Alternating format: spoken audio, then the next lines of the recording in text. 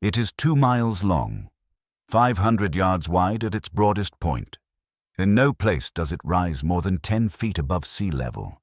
From the air it looks like what it is, a low smear of coral in a vast turquoise lagoon, the kind of place that appears on maps as a footnote, a fleck of brown and green barely distinguishable from the sea surrounding it. The equatorial heat lies over it like something physical, a shimmer above the coral. Salt on the air. In September 1943, the officer placed in command of its defense tells his garrison that it would take 1 million men 100 years to conquer it. 76 hours after the first Americans set foot on its beach, it is over. What happened in those 76 hours is the story of two certainties. The Japanese commander was certain his island could not fall. The American commanders were certain their bombardment would destroy it, certain the tides would cooperate, certain their communications would hold.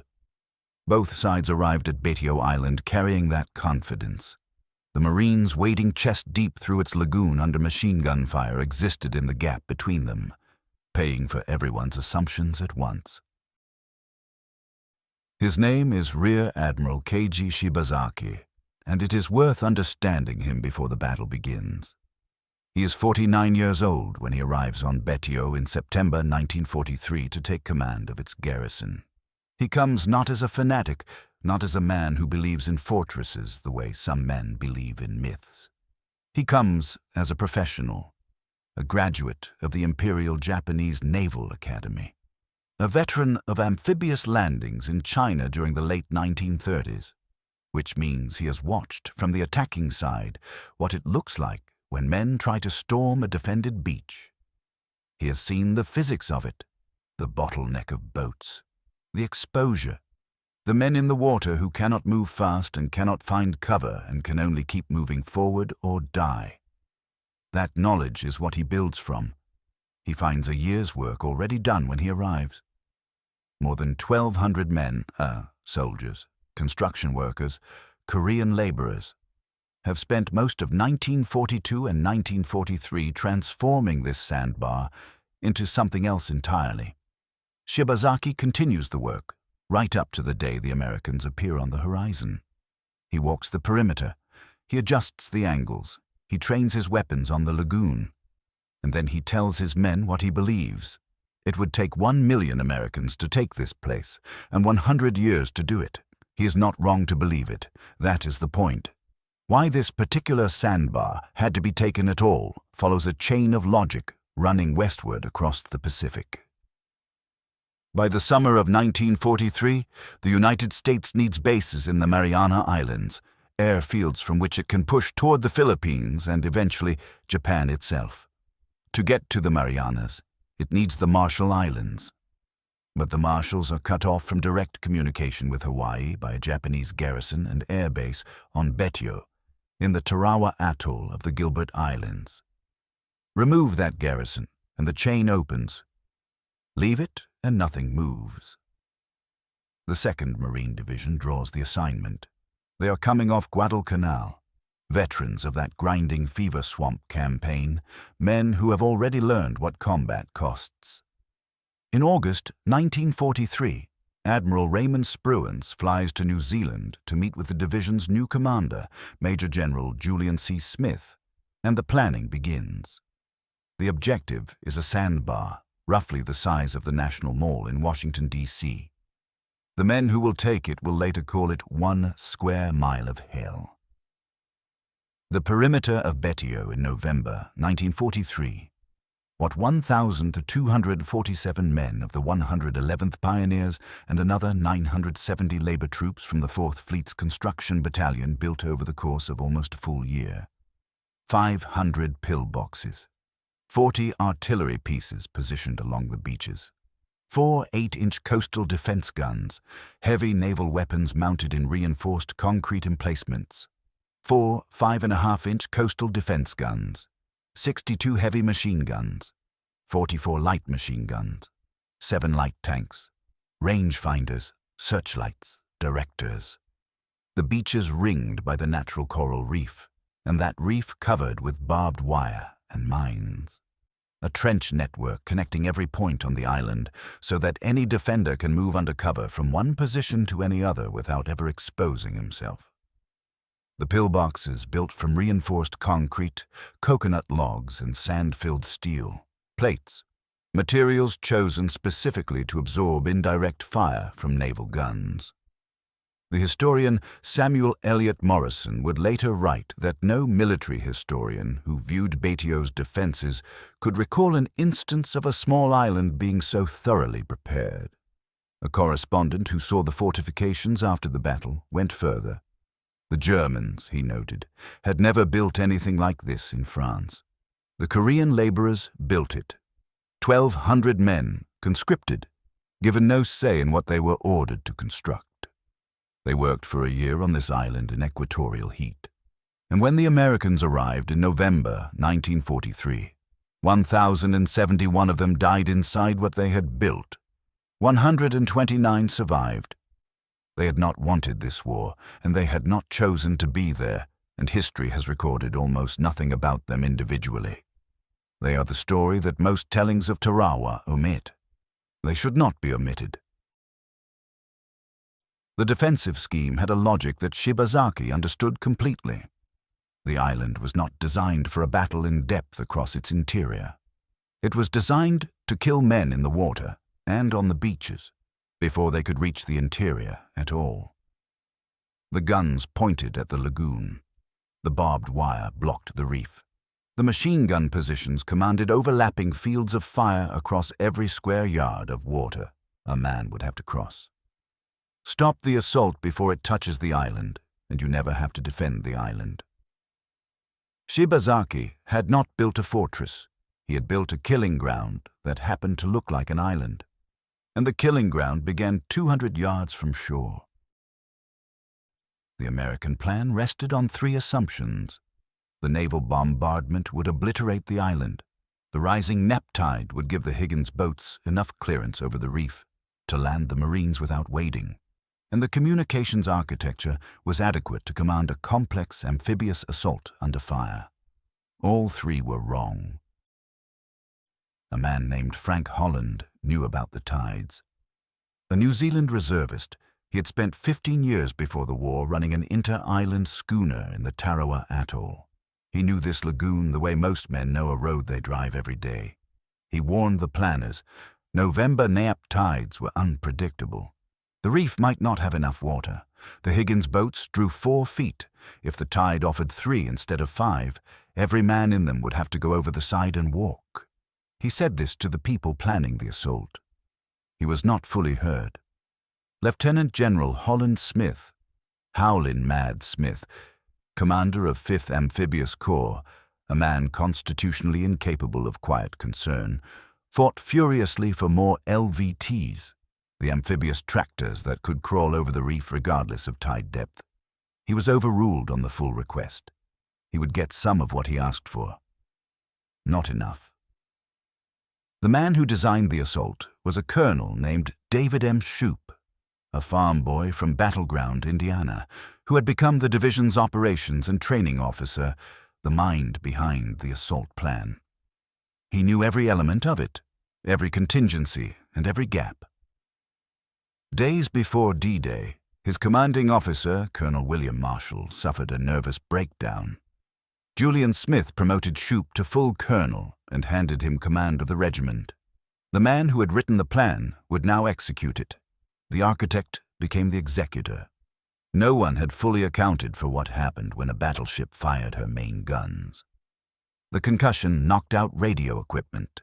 Each time USS Maryland's main battery fired, more of the landing force's communications nets went down. Julian Smith would spend 30 critical hours with almost no contact with his men on the beach. The assumptions were assembled, the men were briefed, the LVTs were loaded.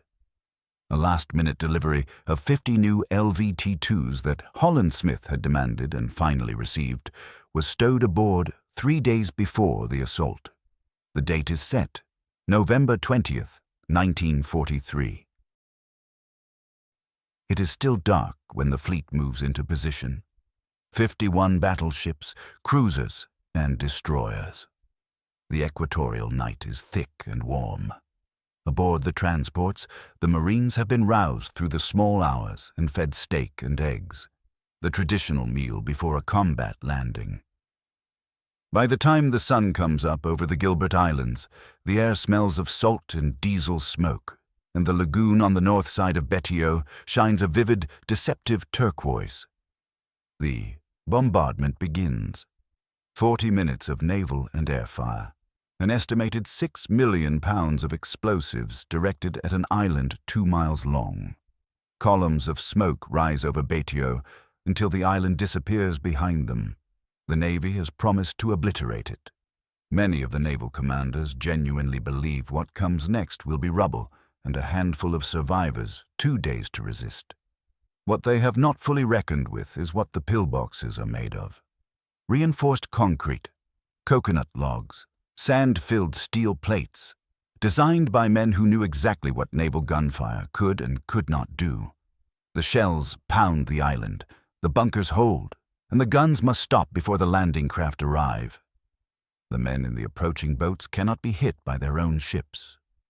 The pause lasts 40 minutes. In those 40 minutes, Keiji Shibazaki moves his troops back into their lagoon-facing positions and trains his weapons on the approaching boats. The moment the guns go silent is the moment the bombardment fails completely. Even the positions that have been weakened are now remanned. The men in the approaching landing craft do not know this. They are still inside the promise of obliteration. The tide has not risen. The Higgins boats grind to a stop on the coral reef 200 yards from the beach. The reef is 3 feet below the surface. The boats need 5. Frank Holland is not there to say he told them. The ocean simply does what he said it might. The Marines have 2 choices: stay in the boats, stationary targets on a flat reef, and die, or go over the side and walk. They go over the side.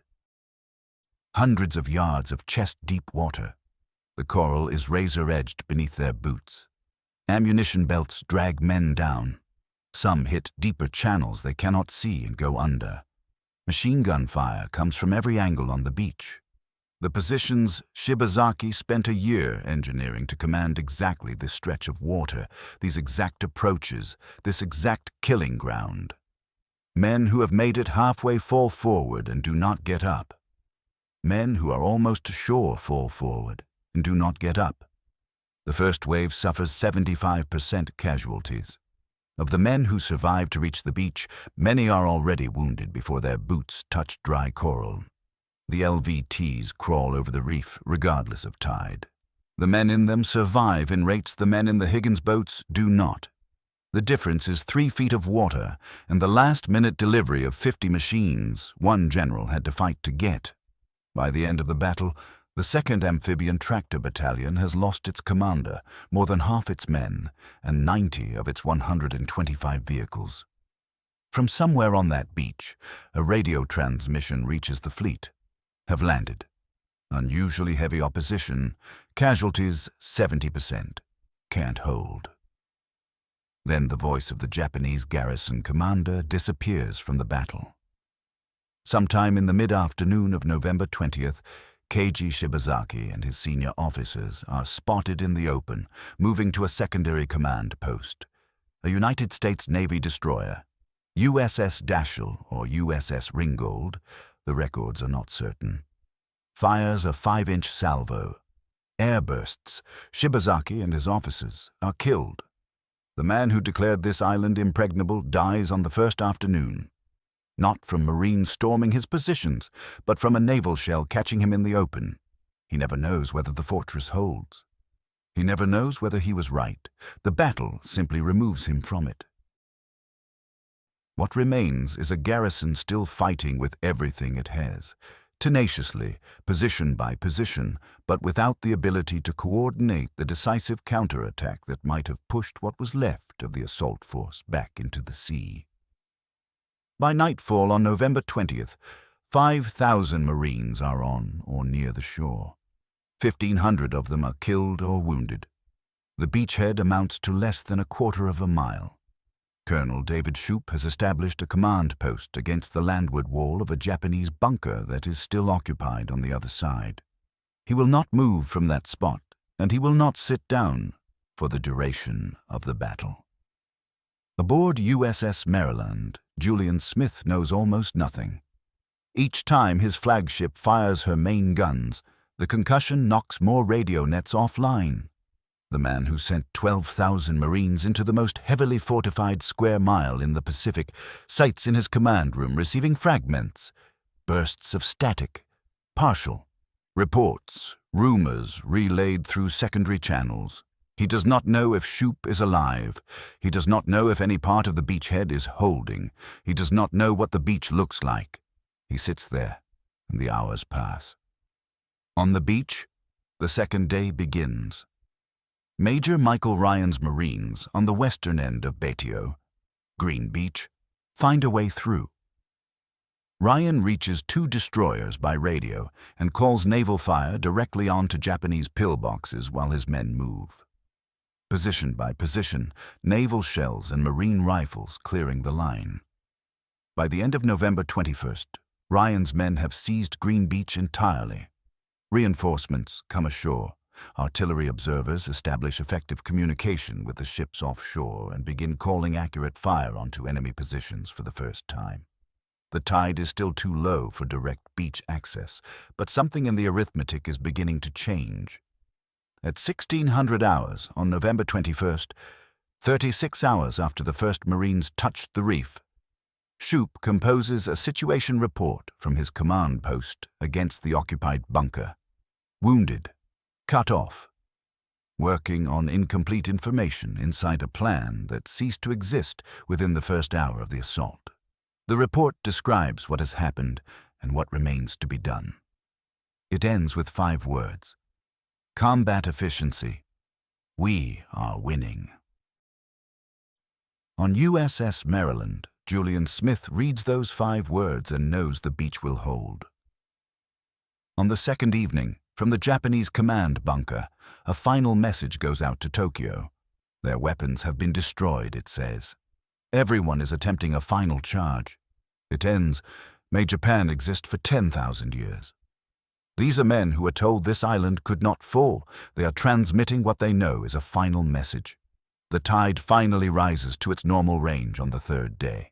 The Higgins boats reach the beach directly for the first time.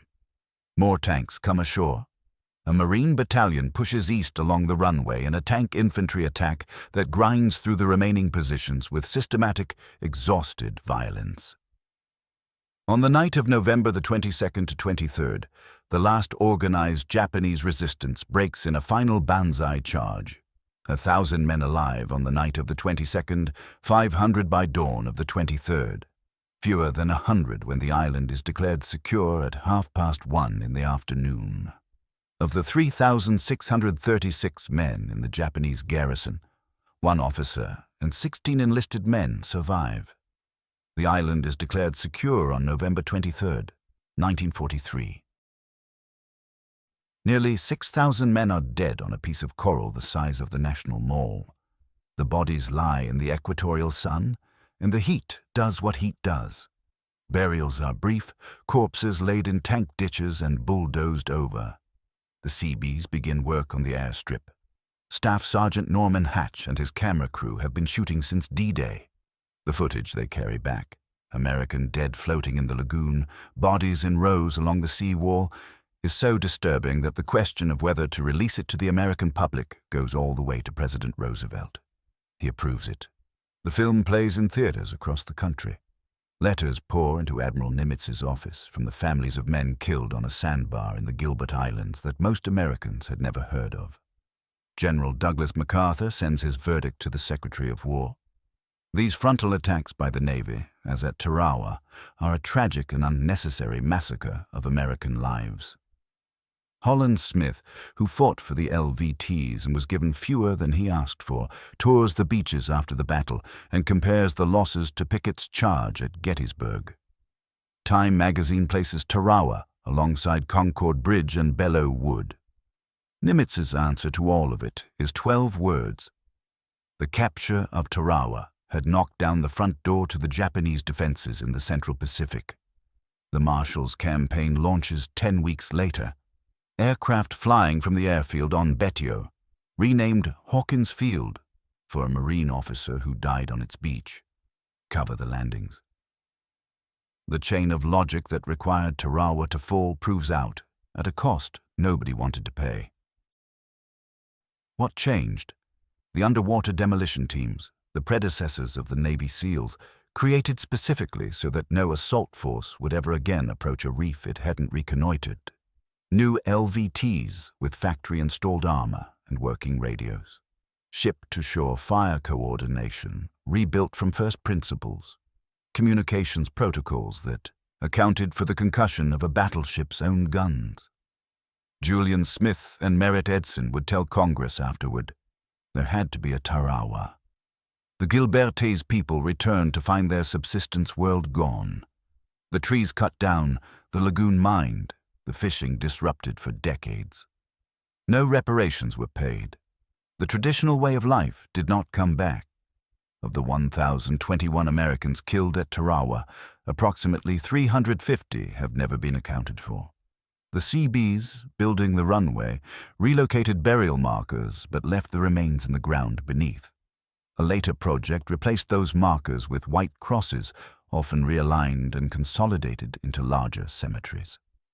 By 1946, when the American Graves Registration Service arrived, many of the cemeteries on Betio were considered memorials rather than actual burial sites. The distinction mattered, and it was too late to recover it. Teams from the Defense POW/MIA accounting agency and a private group called History Flight have been returning to Betio with ground-penetrating radar for over a decade. They go back regularly. They find more of them, one by one. In April 2023, the DPAA announced that the remains of 25-year-old Marine Sergeant Robert F. Van Heck of Chicago, Illinois, had been identified. His family's Christmas celebration in 1943 had been interrupted by a letter. His handwriting, his voice on paper. He wrote, "Don't count on my coming home this spring as we had planned." About half an hour later, a telegram arrived. On January 7, 2025, Robert Van Heck was buried in Hillside, Illinois. 81 years after he went over the side of a landing craft on a reef in the Gilbert Islands and did not come back. There are still approximately 325 others out there. Teams will return to Betio. The ground-penetrating radar will pass over the coral again. They will find more names. More families will receive what the Van Hecks waited 81 years to receive. The battle lasted 76 hours, 2 miles long, 500 yards wide, in no place more than 10 feet above sea level. The turquoise lagoon on the north side still catches the equatorial light the same way it did on the morning of November 20th, 1943. The same flat calm, the same shimmer, the same appearance of indifference. Somewhere in the coral beneath the runway, there are still men who haven't come home yet. The story is still being written, one name at a time.